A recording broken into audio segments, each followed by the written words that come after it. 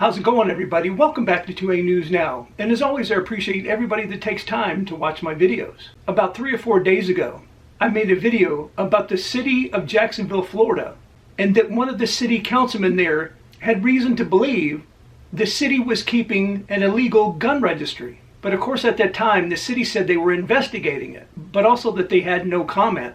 And now we're finding out 3 or 4 days later that these allegations are true. And the city confirmed that they have an illegal gun registry. Florida actually has a law on the books that basically says that cities and counties, as well as the state, that it's against the law for government officials to keep gun registries. And if you would like to watch my previous video before this one, I'll put a link to that video in the description below. There were new developments on Monday that confirmed that the Jacksonville city government kept an illegal gun registry.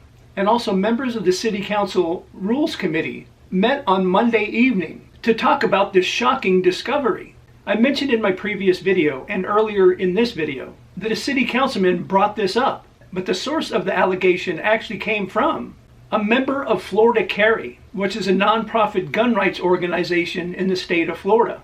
And one of the representatives of Florida Carry, Eric Friday, he actually spoke during a public comment session at the committee meeting. And he said it's a felony to keep a list of gun owners in the state. It's a felony to keep a list of guns they own. And the city was making those records at the entrance to our public buildings. As I mentioned earlier and in my other video, a Jacksonville city councilman originally talked about this allegation to a local news agency. His name is Nick Howland. And he said the records of those gun owners were being kept at City Hall in a building that they call the Yates Building, which also has city offices in it. And all of this was done without public knowledge. And he also referred to the registry as illegal as well. And he also said during the committee meeting, this is information that the Jacksonville citizens need to know. And if the city of Jacksonville is found guilty for having an illegal gun registry, they can be fined up to $5 million. And rightfully so.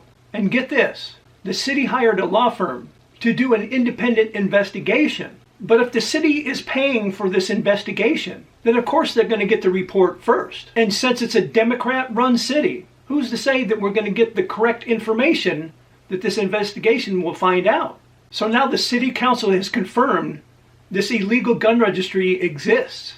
And supposedly members of the city council are really pissed about this as well as a lot of people that live in Florida. And I think as well as a lot of us across the country. And I also mentioned in my previous video 3 or 4 days ago that the Attorney General of Florida is looking into this as well. And basically, the city of Jacksonville should be ready to pony up a lot of money for a fine. And now we know for sure that the city of Jacksonville were keeping an illegal gun registry of people who lawfully carried firearms into city buildings. But not only should the city of Jacksonville have to pay the steepest fine possible, which like I said could be up to $5 million, but the people that actually did this, and also the people that actually ordered security to start taking the information down to people that are carrying in these buildings, should be held responsible as well. Heads need to roll, and they need to roll far. But like I said earlier, it is a Democrat-run city. So let me know in the comment sections, now that we know that this illegal gun registry has been confirmed, do you think the city will actually be held accountable for it? And do you also think the people that were involved in it will be held accountable for it as well? And if you enjoy videos like this, and you want to help the channel out and help it to continue to grow by not only watching the videos, but also at the end of each video, but if you just take a few seconds of your time to like, share, and subscribe, and hit those post notifications, I would be very grateful if you did so. And I invite all of you to come back and watch my next video.